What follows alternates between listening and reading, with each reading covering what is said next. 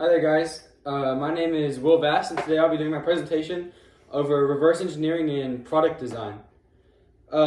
Discovering customer needs. To find the needs of our customers, who are mechanics in a flashlight, we went straight to the customers. Our group conducted 9 interviews on different mechanics of varying levels, some professional, some hobbyist, and gave the interviewees one of our competitors' flashlights to get accustomed to and learn how to operate. After a few minutes, we asked them a series of 9 standard questions detailed on the next slide and ranked their answers on a scale from 1 to 3 based on how formal their answer was. For example, if we asked if they liked how it felt in their hand, and they're like, "Oh, yeah, I guess," we would rank their answer a 1. But if they answered absolutely, we would record a 3.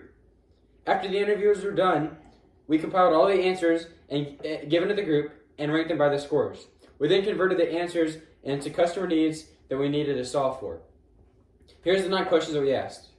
How do you typically use a flashlight? This is just to garner general information. What do you really like about this flashlight? We wanted to know what to keep about this.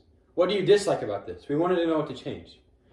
Do you have any ideas for improvements? This was to get general improvement ideas. If there's anybody to get ideas from in this project, it would be the people using it on the day-to-day basis. How often do you use these flashlights?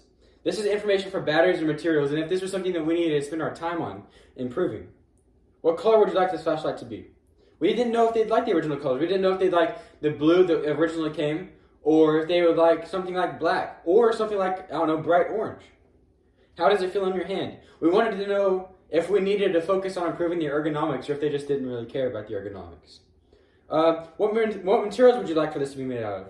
Is plastic desirable? Do they like the cheapness of it, or the ability for it to be washed off? Or would they rather metal and make it a little more expensive, but more durable? How would you use this light compared to others? We didn't know if the crank would change the way the light would operate. Did they like the crank? Did they not like the crank? We weren't sure what they would think about having this kind of flashlight. On to the next slide. Here's the customer needs that we got from the answers to those questions. The customers really wanted a long battery life.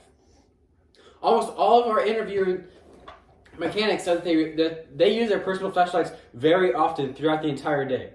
We wanted to make ours with battery good enough to be cranked in the morning and then not cranked again at all. They needed a strong material. The constant use of these flashlights by mechanics means that it is likely to be roughed up. We wanted to switch out the plastic exterior for something stronger like metal so that we can guarantee that they won't be broken throughout the wear and tear of the daily use. The mechanics needed good positioning. Since the mechanics are doing manual labor, it is important to have 2 free hands and still be able to see. We wanted to add better positioning to our flashlight, like magnet or a better loop. The customer needed ergonomic designs. Due to the long hours our intended audience is predicted to use our flashlight, we wanted to provide as ergonomic of a grip as possible and provided the best user experience for these guys. We wanted to provide a quiet mechanism. All of the mechanics that we interviewed immediately said that they thought that the crank was obnoxious and too loud. But we inadvertently solved this problem by increasing the metal in the end and cutting down on the sound and placing more material between the user and the crank that was making all the sound. Here's the functional model that we made. It details the travel from the human hand cranking into the mechanical energy in the crank into the chemical energy stored in the battery through light energy that comes out of the light.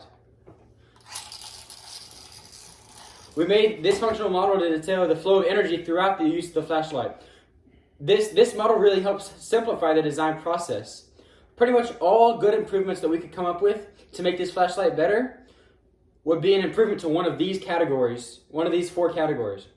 Rather than placing time into trivial improvements, making each step of this process the most efficient as possible is the best way to have a guaranteed impactful result and the best way to get to effectively spend your time in improving this product.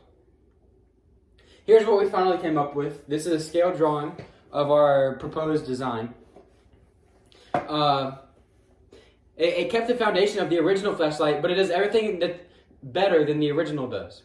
We made it easier to fit in the customer's hand, which was actually customer need number 1.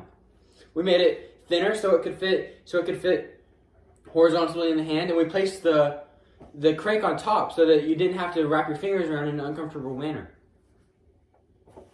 We increased the intensity of the light, which was customer need number 2. We did this by adding magnification to the lens and just providing bigger and brighter LED lights.